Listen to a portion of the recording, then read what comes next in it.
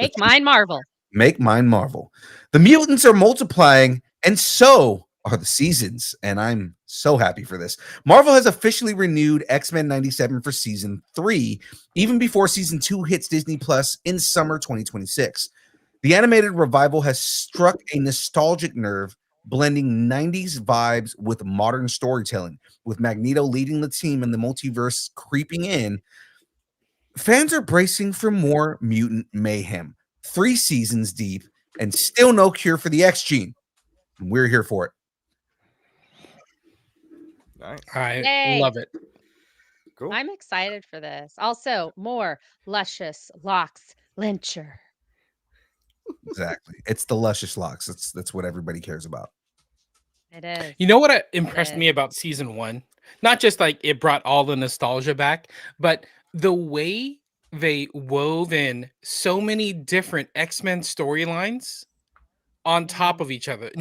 Typically, these storylines are kind of like on their own, like maybe one every other year. But the way they were able to kind of piece it all together and have a bunch of these different big X-Men stories kind of happen all at once, I was so impressed with how they did that. Yeah. I agree. Absolutely. The way they took these major storylines and they shortened it. There was an episode where there was 2 big major storylines in it, and it didn't feel like it was crowded. And right. Enjoy that. Like the Madeline stuff. Yes. I was like, if it fit seamlessly, it was so weird. I was like, this isn't how it was in the comics, but this works. Yeah. All the Madeline Pryor stuff was good. I think that, like, really with that, they had to really go through a lot of storylines to kind of catch us up, get us kind of into 1997, so to speak. But yeah, so, and I think that them catching us up is going to really benefit in season 2 and 3 because we could get Mojo. It's just faster. It's just a faster way to get Mojo. I don't put it past. I mean, as much as we joke about that, the fact that they brought him back in X-Men 97 season 1, is they've established the character, and that is something that it has more like there's more eyes on it as far as like your casual fans, which means now people are going to be like, well, if it happened here, then it makes sense in the MCU. So I mean, like they don't necessarily need to do a full transition because the cartoon is a bridge for it. Right. Exactly. Oh, absolutely. Yeah. I mean, and they did did you see the announcement, or they kind of did a New York Comic Con, but the new showrunners for season 2 and moving forward? So they have Eric and Julia Leeward or Leewald and Larry Houston, who I think was at LA Comic Con. Right. I've actually had multiple conversations with Larry Houston. I've been trying to get him on the show, but then it gets busy. So Not anymore. He's a bigwig. Yeah, I know, right? We're never gonna get back on the show.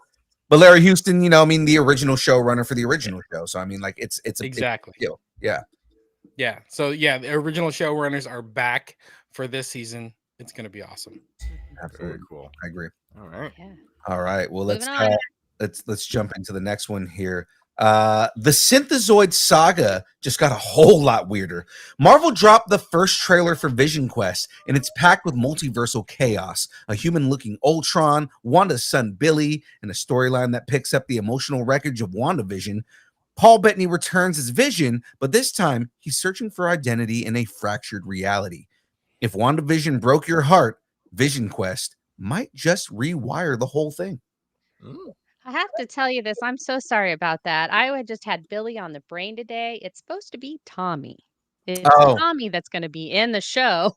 They just announced Tommy's yeah. actor. Right. They announced who is playing Tommy in this. You might get both. Oh. So we'll see. I'm sure you're gonna get both. You got both. Billy in the last one. We're gonna get Tommy in this. So, I mean, like, yeah, I feel like maybe it might be at the end, or they may do like some sort of special thing where it's like Wiccan and Speed. You know, that would be cool. That would be a cool special. And since it is like special presentation. Oh yeah. my God, can you imagine? Since it is going off WandaVision, sorry. You could do like an animated 70s kind of thing too. That's like the adventures of Wicked and Speed, whatever. Like really lean into it. Why would you animate? They're young now. I don't. A Bewitched style Wanda and Vision animated series.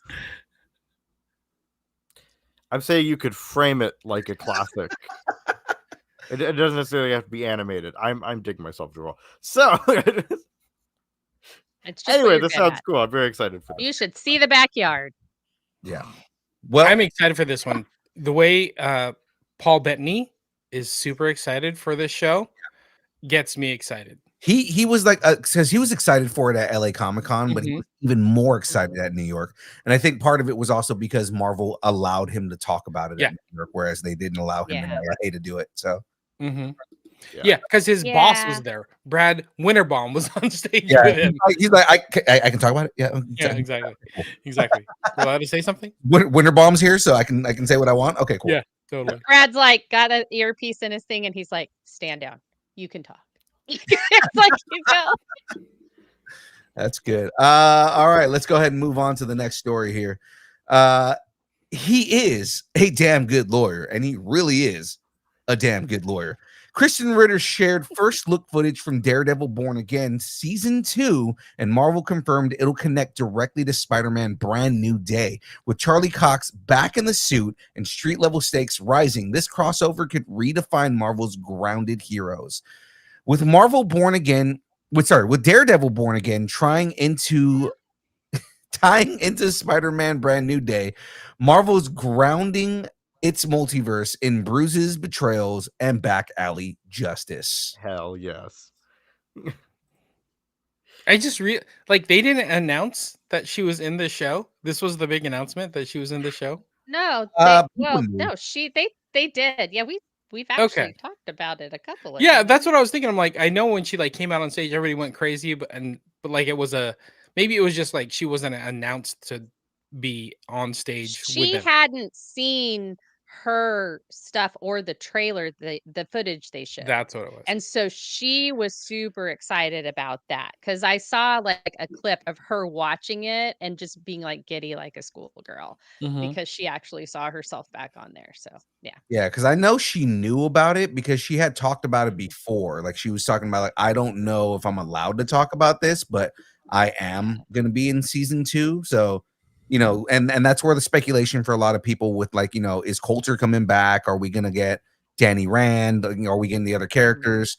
I know at LACC, they were very coy about it. And they kept acting like, I don't know what you're talking about. I would love to come back to the series, but they were doing very, what's his name? The dude who played Spider-Man. Andrew Garfield.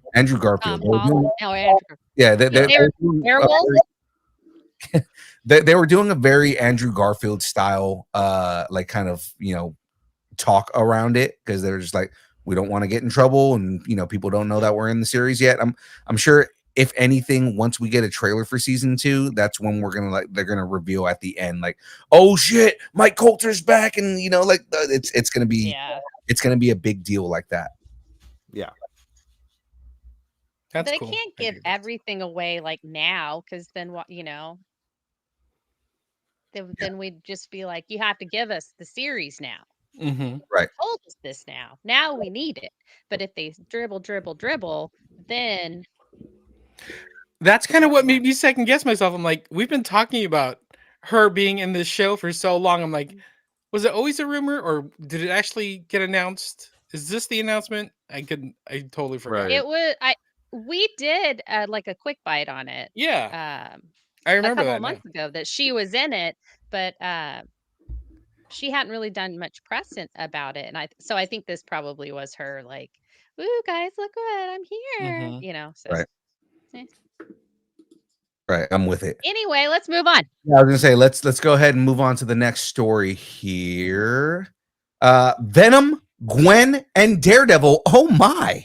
Season 2 of Your Friendly Neighborhood Spider-Man lands on Disney Plus in fall 2026, and it's bringing Venom, Gwen Stacy, and Daredevil into the mix. The animated series is expanding its roster and raising the stakes, with Peter Parker caught between symbiotes, street fights, and emotional fallout. With great power comes great crossover potential, and this one's pretty stacked. Yeah, I was pretty excited for this.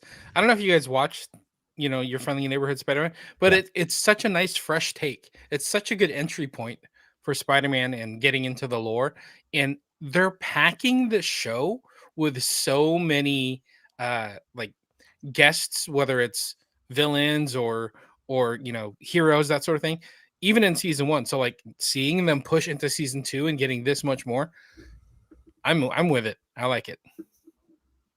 Yeah, no, I 100%. I didn't finish season 1. I did. It was great. I really did like the show. I like the way that they did it. I love the way that they subtly brought so many characters in. They did change a couple backgrounds on characters, but they were in ways that I enjoyed so much that I want to see those versions on screen.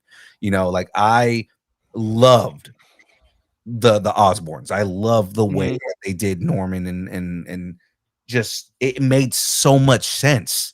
He was such a powerful and intelligent character, but so conniving at the same time. And it's like, no, this is what Norman Osborn is supposed to be. So I want to see that take. Is that Coleman Domingo? Is he the one that's voicing? Yeah, and that's the whole thing. Is I want now after seeing this, I want Coleman Domingo to play Norman Osborn live action, because the way he played Norman Osborn was so on point. And then also them introducing Tombstone and the relationship that Peter and Tombstone had from the beginning, and the way that his fall happens, because basically it's I'm trying to protect my little brother, and like this is one of the few cases where you get a villain that I actually am okay with the way that they sympathize the character. I typically don't like sympathy for villains, but it's like that was actually pretty good. Except Thanos. Thanos is a different monster in itself. Just because he's purple? No, yeah, I know, right? It's because he got the meeks. Deadpool. Because he got the meeks. He's Grimace without a milkshake. and Deadpool. Deadpool is Loki. Deadpool is not so much a villain as he is just an anti-hero. So I mean, like, and Loki. Okay, I'll give Loki too, because Loki, they made a character. They did a really good redemption arc with him, and then they did a good explanation on why he would be evil again, because you get the other universe version of Loki again, and he has to learn to be humble all over again. I enjoy the way that they handled Loki. How about Joker? No, the Joker movies. Wrong universe. Okay. Yeah. So let's continue on here. Moving on to the next story that I have here. You get it on screen. Sorry. The multiverse giveth, and Andrew Garfield taketh away. In a recent interview, Andrew Garfield slammed the door on Spider-Man return rumors with a blunt, unequivocally fucking no. Oh my. While fans were hoping for a brand new day cameo, Garfield's statement makes it clear: no suit, no swing, no sequel. The Spider-Verse may be infinite, but Garfield's patience clearly isn't. Neither is his potty mouth. Well, fuck that. That I just love that. You know what? Leave the tall, scrawny British man alone.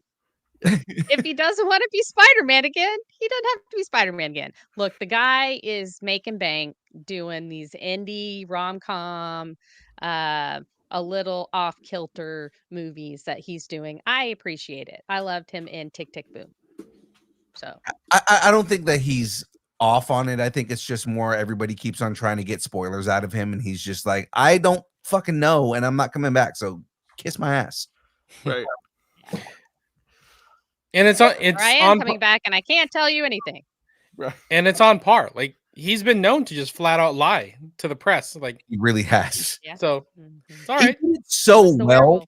But he did it so well in the last run with No Way Home, because everybody was like, "Oh yeah, he keeps saying no, he's not going to be in it, and all this other stuff," and he was in it. So it's like, I think this is just like another way of him just saying, "No, I'm not in the fucking movie. Leave me the fuck alone." And it's like, "Oh, I am. I'm just telling you that because I don't want people to." Right. And you know what that's called? It's called acting. So gaslighting. An amazing actor. It's called gaslighting. Yeah, it is also called gaslighting. No, yeah. So speaking of acting and actors, yeah, really, Hollywood's newest hero is already over the spotlight. Oh man. Marvel's Wonder Man teaser trailer is here, and it's gloriously meta. It really is. The series follows Simon Williams, a reluctant celebrity turned superhero, navigating fame, power, and studio politics. It's satire meets superpowers with nods to She-Hulk and BoJack Horseman energy. If the MCU's feeling self-aware, this might be its most unhinged mirror yet. This looks great. It does, and if you know, I love that it's kind of like a reverse take on Wonder Man. Mm-hmm. Yeah, right. Like Wonder Man is very much I'm a superhero that has his own TV show, and he's super full of himself. I love that they kind of flipped it, and it's like I'm an actor who kind of doesn't want to be a fucking superhero. It's like, this is really good. Right. I think it's great. And I love that we get to find out what happened to the leader of Baravia. And now and I had no idea he had this secret filmmaking company in the MCU. This is amazing. He's making propaganda films, clearly. Yeah. Hawk Girl dropped him right into the MCU. Right into the MCU, to another universe. Yep. There you go. She was like, get out of our universe. Right into another cock. Marvel. Right into another cock. Straight to the MCU.